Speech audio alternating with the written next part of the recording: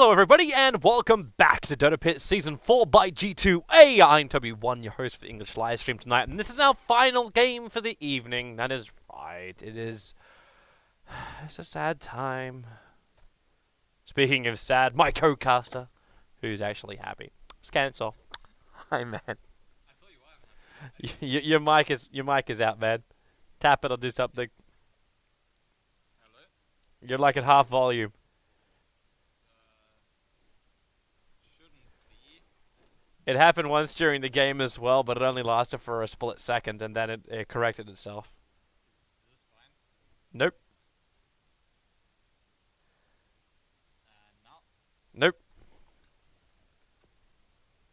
This is very strange. I can hear you, but you're a long way away. Now you're better. Okay. Well, I mean, I'm just closer to the mic now. That's. That's definitely not what it was. I'm guessing there's Yeah. just some kind of weird connection thing that's just screwed it.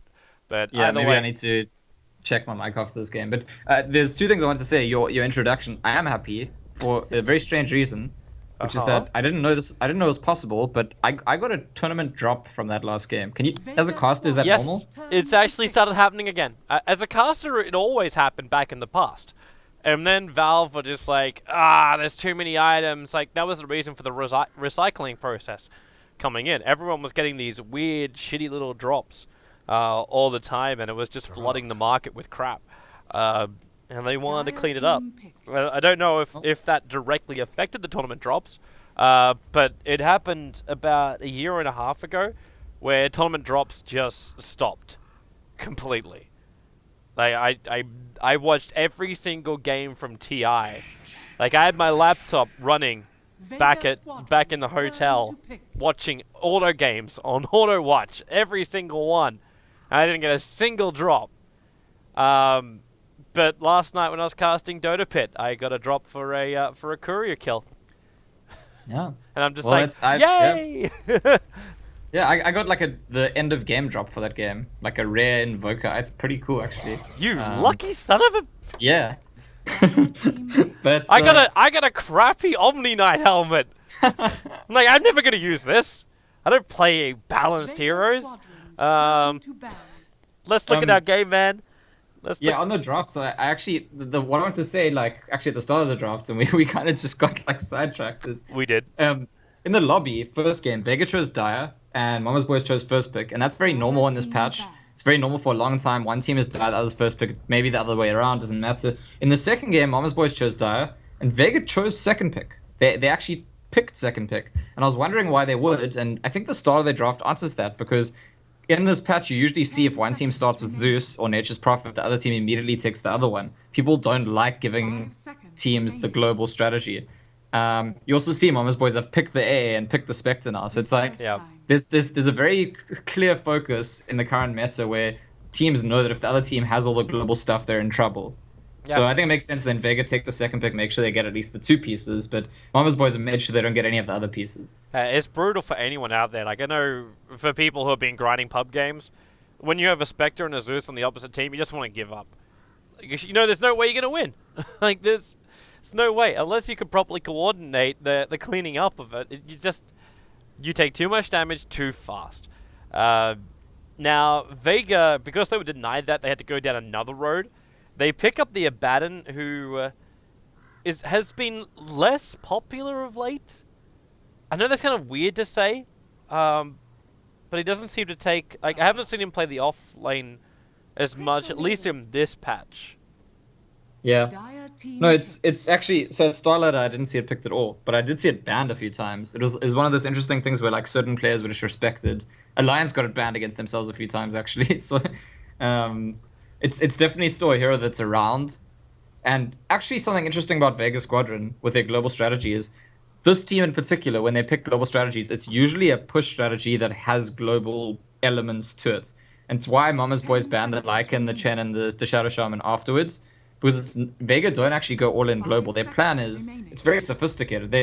We're going to group up and push, and your usual plan to deal with us pushing is to split push. But if you try split push, we've got the global power to pick you off. And this is actually something Vega did against EG.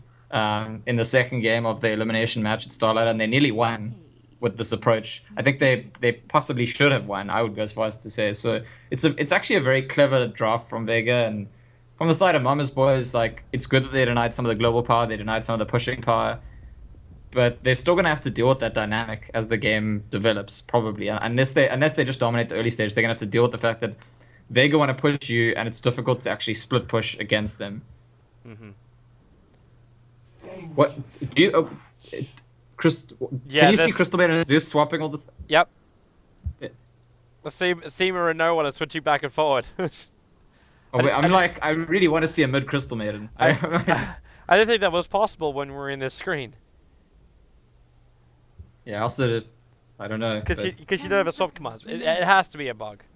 Either that or they found a way to manipulate it to go back and forward. The one thing about Vegas draft, I mean, I'm talking about how they have this like, they push you, but you can't split push because they have global. Previously, when I've seen them do this draft, they usually have good catch as well. Like their support would be a Shadow Shaman or Bane or something that catches you out, and then the Nature's Prophet and Zeus ulti and TPN and stuff. And I don't really.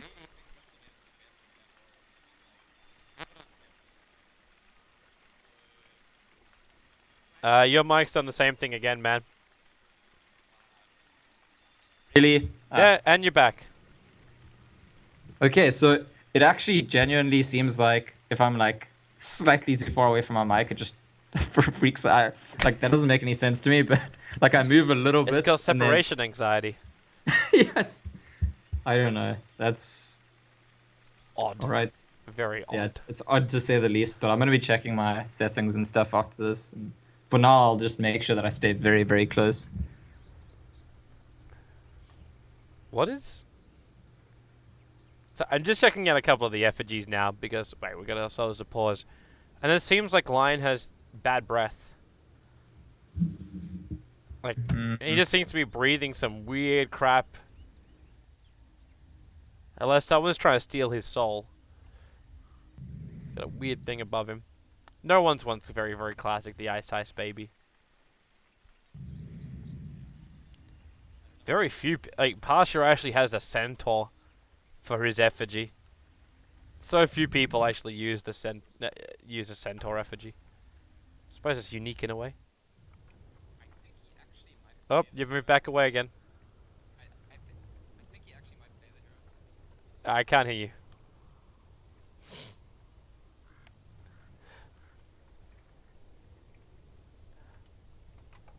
I don't know what's doing it.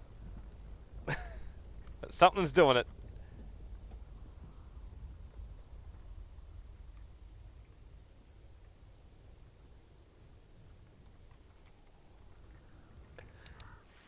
Try speaking again at some point. I'm assuming you're crawling behind your computer right now trying to work out what the hell's going on. But it's weird. It's perfect one moment and then it's distant the next.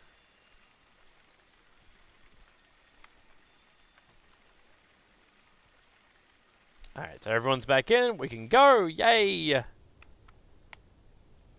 No. I spoke too soon. God, those VS wings are just so nicely done. No, I don't want you, Beastmaster. I want Vengeful Spirit.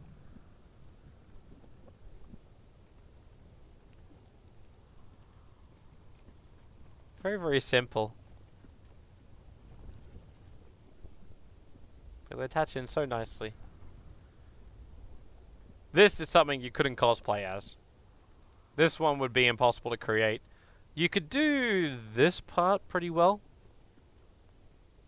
Like that actually would be... You need a back brace, but that would be fairly easy. Alright. How you going there, Scant? Alright, so we've actually fully lost Scant right now. Not from the call, just from all forms of audio.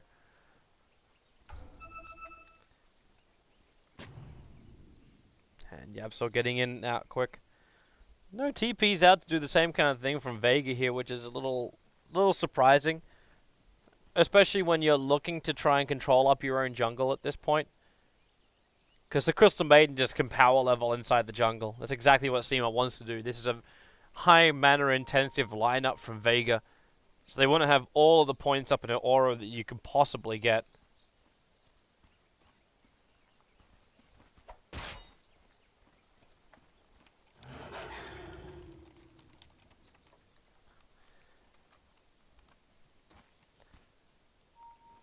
And so they just try and contest bottom lane. So Beastmaster off lane for Monkey Business, no surprise with Sexy Bambo.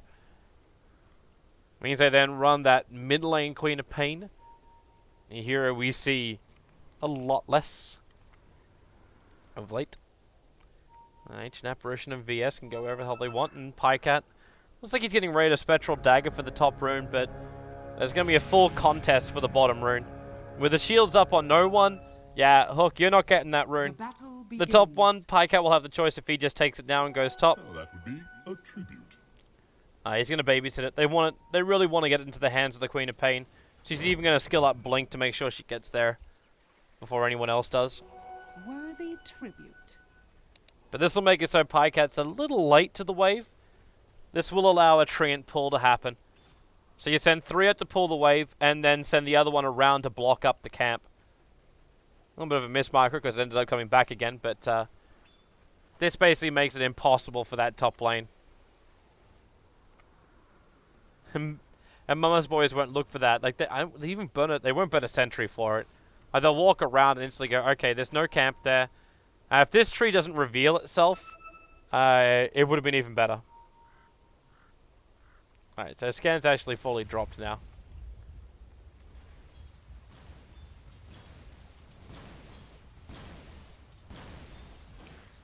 We'll see when and how he gets back. Do you have a mic again, Scan?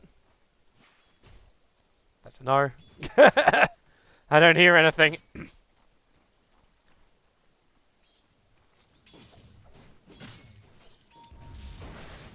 Alright, so this top lane. Very difficult for Mama's boys to actually get the upper hand up against Mag. You can harass them out with a lot with the Treants. Maybe not so great up against a hero like a Spectre. But you got the Abaddon behind you. They can offer you a lot of protection. And in fact, Sol is just trying to get as much as he can by farming in the jungle too. Okay, it looks like Scan's going to need a little bit longer to work out his problems.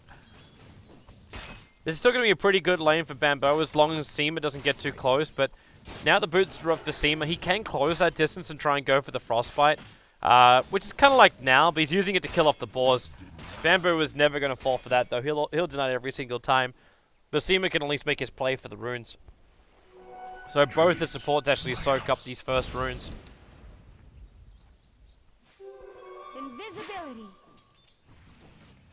While the rest of the mid heroes are just trying to get as much charge into the bottles as possible. No one going for a little bit more of a farming kind of build with the Arc Lightning. Needs to try and chip down the Queen of Pain a little bit more to do exactly that. Just need to make sure he had just enough mana to do it and able to get that rotation to mid. Now, normally it's the second point in Arc Lightning. It's about the exact amount of bounces you get from the creep wave. It allows you to farm up the range creep as well. But more and more mids are getting used to playing up against the Zeus. That's where you saw it, like when the creep wave was just in this area, the Queen of Pain moved up this way. So standing a little bit further up keeps her out of range of the bounce. So you have to make a choice. Like, do you farm the wave or do you actually, like, attack into the hero? And that second Arc Lightning, which was popped by no one, may have actually, like, it should have probably flagged to Hook that something was coming his way because no one used it directly on the Queen of Pain. And it didn't bounce to the creep wave. And that was no one just trying to do that earlier chip damage. Hook's also going to watch his positioning, because if he just stands here and no one goes for the lightning bolt to just chip him down, he's going to reveal the Observer Ward as well. In fact, that's going to happen anyway. Nothing's really going to stop that. And this will make it so Queen of Pain's a lot less... going to have a lot less information as far as the roaming ganks go. Bamboo's actually still getting a lot of CS on this bot lane. And good levels his way too.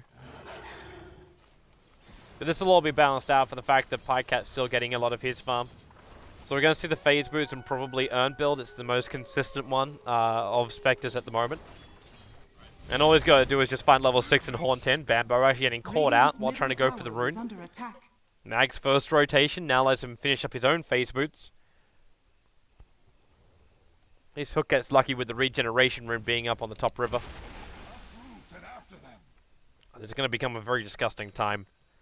Iron Talon farming with an Abaddon. Easily able to power level himself up. Scan was talking about this in the previous game where the offlaners have so many more options now. Just because they've got that Iron Talon, they can farm a lot quicker. And still be effective in the game. But you can also get away with these greedier 4 positions because of like an item like Iron Talon. We're gonna have a bottle refresh just right now. Radiant's top tower is under attack. I hear a scan click. No, it's gone again. And it's back. No, you're distorting out, man. You're distorting out at a very low level. Wow, Hook. That's aggressive. Blinks forward. And now the Nature's Prophet's going to try and capitalize with the Thunder God's Wrath up. He doesn't go for the Sprout. They need to get the vision. The attacks are going to be enough, though. Thought for a moment you're just going to sprout the hillside. Maybe he was worried the Queen of Pain had a lower level up on Blink. Looks like they also capitalized on that Thunder God's Wrath with Pasha coming in for a spin off the back of what I assume to be a Frostbite from Seema. Now making a 4-0 in favor of Vega. And let's try it again, Scant. How are you doing? Nope. Still broken. You know what? I'm just gonna check something just in case it's not your end and it's actually mine. Please. Please. No, my end was fine and now yours is actually fine. What? Yep. Your mic just corrected itself. Don't ask me how. It just happened. Sexy Bambo gonna go for the roar, trying to create a little bit of space. The Frostbite from Seema, he needs vision. And that's why Prophet's coming in, but Hook the Omni Slash and the Frostbite from Seema, a great choice of targets. As she interrupted the Queen of Pain, she wanted to go for that Sonic Wave. But because the Frostbite hit her at the exact time, Pasha could kill her. And now it's 6-0 for Vega, they don't lose anything. But welcome back, Scat. Yeah, so I actually have no idea what just happened. It was really weird when I was trying to fix my mic, then my keyboard stopped working, then my internet went off, so I was like, there's some spooky stuff going on. I honestly, originally it seemed like everything's fine. I couldn't find anything that would be wrong. So I was just unplugging things, plugging them back in. And, but yeah, it looks like I watched little bits in between while I was trying to fix stuff, and it does look like Vega's strategy is just kind of working, and they're even better than what it is planned, because usually the strategy, once Zeus and Furion hit level 6, that's where it starts to peak. And they've just been dominating the lane stage even before then. Well, it's just these moments, like Hook's been trying to get aggressive. Oh, they got the vision at the end too, because the Obs Ward. The Wrath of Nature kicks over. It's the over-aggression that's come out from Hook that's now made, because he is over 50% of the deaths of his team. It's a 0 for 4 Queen of Pain. He's trying to push the envelope up against the Zeus, and while we have your mic, I want to ask you, why do you think Queen of Pain has dropped off from the scene? Because she's... I don't know the exact stats, I just know the feeling of at least most of the games I've been watching. The Queen of Pain has become a very low priority when it comes to the mid laners.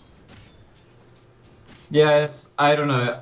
I mean, professional players probably give you a more simple answer. I'm not really sure. I think there's complicated things to be said about it. One is that most Queen of Pain players can't play the hero as a carry, the way Sumail or Ferrari might. So it's a tempo controller, and most teams are not really running mid-tempo controllers. They're running mid-heroes that can scale into very, very high damage. There's also something to be said for the fact that the hero is just not dominating the lane as much anymore, because there were some nerfs so that lower level Scream of Pain deals less damage. It's the same once you max it out, but it's not the same on the low levels. It's also watching her going up against something like a Zeus. She just lost almost all of her life from just a simple bolt. In fact, no one... I'm watching this, even though Bambo dies on bottom lane. This is just Bambo thing. And it looks like Abaddon's going to have trouble up on top. He's going to shield and die. The Wrath of Nature bounces. It doesn't bounce up, though. They must have lost vision. He must have died too early. They've lost the vision on both the VS as well as the Ancient Apparition. But that could have been easily a double kill in return. Yeah, what I actually like about this version of Vegas draft, I mean, I've seen them do the Zeus Piran plus like pushing elements many times. And I was saying the Crystal Maiden didn't fit because it doesn't catch people out as the initiation, or Zeus actually gets the bolts into fog. But the Crystal Maiden's really cool here in the sense that this is a hero that really helps you early game. And actually, when I've seen Vega do these drafts before, sometimes when... Spectral Horn's going to come down, Pasha. They actually have enough for this? Your reality in. Hook, he doesn't have mana for the Sonic Wave. He's bottling up for it now. They've already killed off Nature's Prophet. Solo, he's just so short of having his ultimate. So he's going to shield up. They'll axe through the tree line. There goes your Sonic Wave to ensure the kill. Queen of Pain needed something. And that's her first kill. Not a bad one considering Solo had been not zoning out, but fighting head-to-head with a Spectre solo. Yeah, it actually links to what I was about to say. So to finish the point, they pick the Crystal Maiden because sometimes the draft this kind of draft is susceptible to early game control because their early game is quite dependent on ultis. We're talking last game about late game or mid game being dependent on ultis, but actually Vega's early game when they pick Zeus Furon is dependent on ultis, and the Crystal Maiden tends to fill in the... They don't even need... They're going to use it. Oh, no! Oh. 17 HP, he survives. And Seema was baited into chasing it too. He thought he could have an opening. He's going to get hit by the axes. Bamboo is still going to die. Big thanks to Thunder God's Wrath for that one on the Observe Ward. They're still sitting inside the lane. Hence, free and easy kill. Pasha wants to battle up against Pycap. He's short by 1 mana to have that Spectral Dagger. And he's going to get over the ridge and away. 51 HP, he'll survive. Yap's getting body blocked. Pasha's just going to... Okay, that was... Yes, I am. Didn't require the Omni Slash when no one's there with a Thunderbolt. So, I mean, yeah, Mama's boys are getting something. And there's no reason they need to be getting anything, to be honest. So I guess that's good for them. But at the same time, Vega are definitely getting more and getting further ahead. And I don't know, the one hope I think for Mama's boys is they get a very big fight where Spectre lives. Like if they win a fight by like 5-4 or 4-3, it doesn't have to be like a wipe. But they win a big fight and Spectre stays alive through the fight, all of a sudden you have another big item and then they can be looking alright. This is just so crazy what Nabatten can do. Like, he's level 6, yeah, he's a 1-3-1 build, but the VS is like staring him down in mid lane. Doesn't want to stun, doesn't want to swap, doesn't want to do anything, so he just runs at him with a shield on. Because if Yabsaw does force any issues here, he's gonna get bolted by the Thunder God's Wrath, which is now level 2. And the Wrath of Nature is also up. So this is that double ulti combo. The Thunder God's Wrath to give the vision, then the Wrath of Nature to also connect. So when the two of them are up at the same time, you're always going to hit everything. Unless your timing, like your bounce timing is really delayed.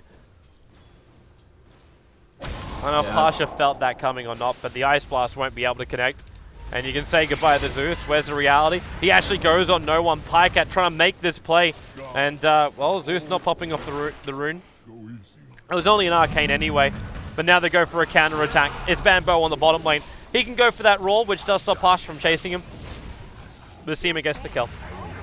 It's a place where the Spectre is a nice hero against the kind of global strategy because each time, like, the point in the global power from Vega is that they can kill someone wherever they want, but Spectre is going to be like, well, if a few of you get isolated to make a kill somewhere on the map, I can actually go in and finish you off afterwards. Unfortunately for Pycat, the team's so far behind that Vega gets to like go for kills in multiple places at once, and he definitely can't clean up in both of those places. Mm-hmm. It's kind of a hard decision too, because even when you go in, you have to understand that you won't be able to chase another kill.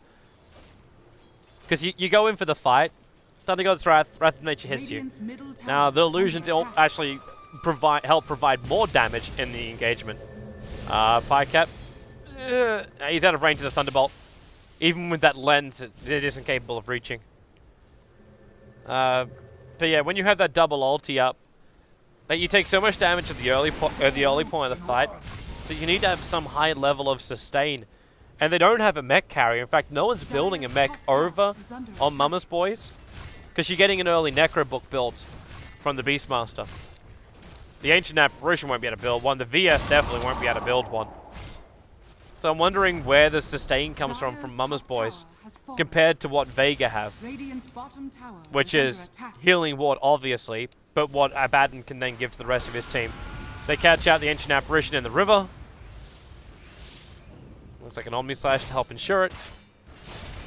Yeah, I even saw last time they played this drop, Mag actually bought mech on his Furion, but I guess because they've got the Abaddon, the Furion doesn't have to go for the mech. Yeah. And they still want to have something like an Orchid up against the Queen of Pain. Because there's no way Hook is getting a BKB after dying 4 times so far in the game. Nature's Prophet just got a solo kill on the bottom. They understand Hook is very, very low, but the Thunder God's Rat's still on cooldown. The Crystal Maiden helped out a bit. What wasn't completely so. That still pushes like Thunder God, Nature's Wrath now to level 2. No one's waiting for the right time to strike. He can't kill Yapsor with that. Actually, you're asking. Can he kill him in 10 seconds?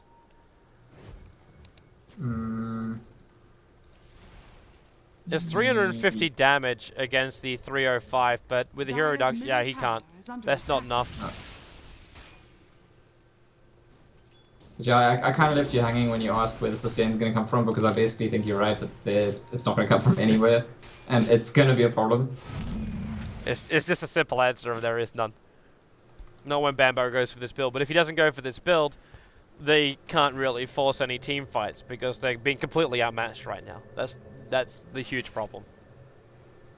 Yeah, it's definitely a fact about Beastmaster. I mean, the strength of the hero is meant to be how much it does when it does get Necro 3, but like the kind of corollary of that is that you sort of have to go for the Necro 3 almost always in this hero in a competitive match, and that kind of pushes you into a corner because you, exactly as you say, you have offlaner that's probably not buying the mech. And in this kind of game, you've got 2 very poor supports who are unlikely to get there. Even Crystal Maiden could have fallen something like a mech, but she's building in for what I assume is Seamus BKB. Yeah, as we said, their team doesn't really need the mech because they got Abaddon. Yep. And he's actually he's gonna put a Vlad's or mech or something of his own, and that's all he has to do really. Vlad's makes a lot of sense if Vega are gonna force the engagements earlier on. Pycat's gonna get chipped a little bit. And you do wonder, like, because you've got this Spectre pickup, and Spectre builds phase as well as earn. You're looking to fight early on with this and get a good engagement. But at the moment, I'm not seeing an avenue to do that. So you've got a build which, at this point, just gives stats to the Spectre. Like, Mama's Boys are forced back into this thing again, where it's trade-off gaming. Yeah. But Vegas still have the sweet spot of the timing for their attack. Yeah. Yeah, they go for the trade-offs whenever they can, and exactly like last game, there's gonna come a point where they have to win a fight. And last game they did actually win one fight defending their base, but unfortunately for them they lost another one like almost immediately afterwards. And in this game it's similar actually. They win a big fight, Spectre lives, finishes the Radiance, gets a lot of gets somewhere. At that point they can start coming back into the game. The trade-offs is out of necessity for now, but it's just a matter of time before Mama's Boys have to try win a fight. They're TPing down. They want Bambo and Yapsor. They're looking for the double ultis with the Wrath of Nature kicking through. Bambo's TP will be cancelled. So as 2 heroes down, MB, they do take out that mid-tier one. And that's all they're really going to get. Seema's walking over to them. This is a cocky Crystal Maiden. He sees Hook TPing out. They also see, well, no one else on the map because their observer wards are covering everything. So they have to assume that MB's gone all the way back home. So something interesting about Vega Squadron, like everyone was happy when they saw yet again that they said they're not going to be making changes to their lineup. They actually have made some kind of internal change from what I could tell. It looks like Solo and Seema have kind of switched around because Solo was always the roaming player and Seema was the defensive one. And in both of the games this series, first we saw Seema on the Venge and Solo as Dazzle, and now we see Seema on the CM and Solo on Abaddon. So Solo is actually taking a more reactive role, and Seema is becoming the more proactive supports in this team. It's an interesting kind of change because I never really like what are they looking to achieve between the two of them? Like is Seema's timing a little bit better than Solo's? As a squad, they just seem to work so well as a 5-man squad. I never really thought about like the dual combos with the supports. I honestly, I get the feeling that maybe Solo was frustrated. In some of these games at Starlight, it felt like he would make really good individual plays, and then it looked like you could see he's frustrated that things aren't working out. And it's an interesting spot to be in when you're like the playmaking support. You actually have to be quite patient, even though you're a playmaker, because you have to know that like your role in the team is still a support role. And so if I had to take a wild guess, I'd say that they considered that maybe Solo thinks too much like a core player, and so to remind him that he's like definitely a support, put him on like the protective support, which like gets constantly reminded all game, because the only thing an Abaddon does is heal people. The only thing a Dazzle does is save people. So in that sense, it makes sense to me that he's not going to get frustrated about, you know, things that actually core players are meant to be frustrated about, because he's right in his face. He's a healer. That's what he's doing. That makes sense. There's nothing bad with a simple change. I mean, so far so good. They looked very good last game. They look very good this game. So Oh, they're in a little bit of trouble if they ever say they're welcome here. The Ice Blast will connect on 3. Pash just tries to spin himself away. They're halfway through Roshan, and they still haven't used the healing ward. So now the Ice Blast wears off, they can drop that healing ward. The Wave of Terror kicks in, but that's actually Helps helping them them because it's now negative armor on Roshan. There's no vision from Yapsaw, so we can't swap out, and Vega will take Roshan. Aegis the Immortal into the hands of Pasha. I get another question mark kind of thing about that, because he runs in the Omni Slash. I suppose with the Battle Fury, his damage sustained during the fights is a lot more. I always just look to the squishy Intel Nuka that's able to just bring all of his nukes back again, which is the Zeus in this case. Zeus is looking pretty good. I mean, all 3 of their cores are right at the top. The Spectre's kind of close, but we saw how badly Quap did in lane, and Beastmaster was in the off lane, so... Oh, they know he's there. Bambo! You have an Observer Ward below that tree line, and you have an Observer Ward above that tree line. Yeah, and it's what you... like... He felt pressure to go Necros, but actually in this position, going Necros, like slowly from behind, low-level Necros, it's pretty much a useless item. Okay, so the mid tower goes down. Hook will at least kill off a courier. So if you were following my camera perspective inside DotaPit, if you've bought the ticket, congratulations, you may have just got yourself a drop. That tier 3 tower is toast. Like, with no Beastmaster up for 8 seconds, there's no way Bambo wants to use his buyback, because then he's completely giving up on finishing up his Necrobox. But while he's not buying back, they lose the mid tower. Thunderbolt, oh god. Just sub 70 HP on the AA. Pycat needs 100 gold for Radiance, and so they actually just don't want to fight until he finishes it. This is just such a better decision now from Vega. Like, we saw what happened to them when they tried to go pre-20 minute, push up into the high ground and gain number 1. And this one, they're in such a better position. Getting that kill as well, they knew that they could capitalize straight away. Push the lane, it was in a good position as well, and now Mama's boys are staring down the barrel of a 2-0 loss. Yeah, this is the fight though. This is Pycat has Radiance, and the first fight after you get Radiance and Spectre is always huge, especially if you're behind. And it's just like, Mama's boys have to win this fight. The next time Spectre casts Font, they need to get a lot of value, and if they don't, they almost definitely lose another side of racks if they don't get big value out of that first one. Mama's boys just really get so unlucky. They just planted an Observer Ward right on top of a sentry. If Vega walk this area, which they then draw a line saying, let's walk this way. Yeah, they're gonna see everything. They've even got a defensive Observer Ward up on the top lane so they can see the Hawk that flew in, but now they'll also see Yapsaw and Bambo rotating in behind him. They trigger the drum charge. Now Spectre wants to try and commit. Mag just gets out of there. They roar to cancel off that TP of Mag and commit heavily to kill off the Nature's Prophet. He can buy back. If Vega want to turn and fights, Mag can actually buy back with his ulti, so Mama's boys needs to be careful. Well, there you go to Thunder God's Wrath. Nature's Prophet's still not doing it yet. No one with a haster is just trying to reach up as the AA hides in the tree line. It's because Vega don't have caps, that's what I was saying earlier, so it's a bit more risky to use the buyback. Well, now they can isolate Pycat. He moves nicely in the tree lines, however, so they can't get the initial opening they wanted. But with the Eul Scepter up, now Pycat's going to get nuked down pretty heavily. The Ice Blast's going to fly a little too short, so Pasha unaffected, and Pycat just walks directly into his blade. Solo kept the rest of Mama's boys at bay by just running forward. The Necro unit's triggered by Bambo. That's his level 3 Necro books, which now go on to cooldown as well. And Prophet's mid lane back. Mag is trying to solo kill Queen of Pain, almost catches, but brings away. Pasha? Get out of the... We ran around inside that cold feet for a very long time. By the way, during that fight, CM actually finished BKB. So if they don't use Venge or Beastmaster ulti, that's CM BKB ulti can actually just kill the whole team. It's really, really strong. Well, they put Pasha on the front lines. He's trying to burn that Aegis. Dire's top tower is under attack. Funny thing is, though, they're not doing enough damage to kill him. Tower is under attack. So this top tower is dropping pretty quickly. Even, are they going to Sonic Wave to push it back? Hook does have that Aghanim Scepter up now. Radiant's bottom tower. Waiting for the right chance, but Thunder God's Wrath. Well, you can take that Roar out of the equation. Bamboo just got completely destroyed. They still have Thunder God's Wrath as well. Now they swap in Yapsaw. Thunder God's Wrath now might be a good time to let it rip. In fact, that's exactly what happens. Bouncing through the Mama's Boys lineup. Seema triggers the BKB ulti, cancels the remaining TP. This is 2 lanes of Raxus. Dire's top barracks. And Pasha just going to go in for the Omni Slash. A nice blink away will save Hook's life. And Pasha, wait, okay, they're committing, and they're going to actually force out the GG. No more time to waste. The Ghost Scepter up from Solo. But this game is done. This series is done. And Vega will take it 2-0.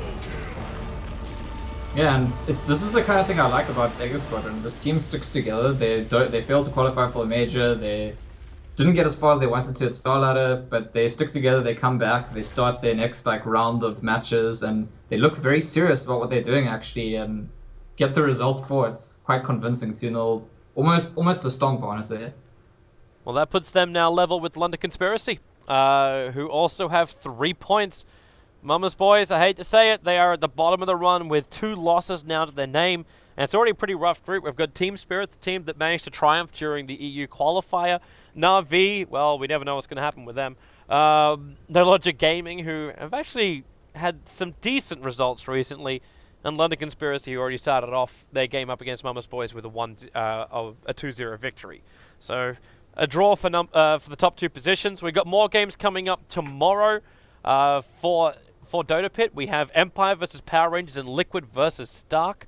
That's from the first qualifier for the European region. And that's becoming very, very tight. We got ourselves a 2-way tie for first position between Team Empire as well as Hellraisers, with Stark nipping up their heels, and Team Liquid with 2 draws to their name. They need a full victory tomorrow in order to, well, basically get themselves back in the running, because only the number 1 team from each group will qualify for the LAN final, a 4-team LAN final for DotaPit. That's what we're looking at. And, well, a quality game from Vega so far. Yeah, definitely. I mean, I wouldn't be surprised if they end up being favorites in their group after this start to the group stage. That's just what they look like. Yeah, I'm interested to see how it goes. Well, for now, thanks for watching, everyone. Thanks, Gan, as well, for joining me this evening. I know it's only a one-timer thing, a one-game series for tonight, but still some good fun. And hopefully we'll see you all back here tomorrow. I believe I am the caster tomorrow for some of the games. But yeah, check it all out. You know the place to go. You can go to DotaPit.com. You can go to joindota.com as well. Schedules are available there. And you can follow all the games from the series there. Thanks for watching, everyone, and we'll see you tomorrow.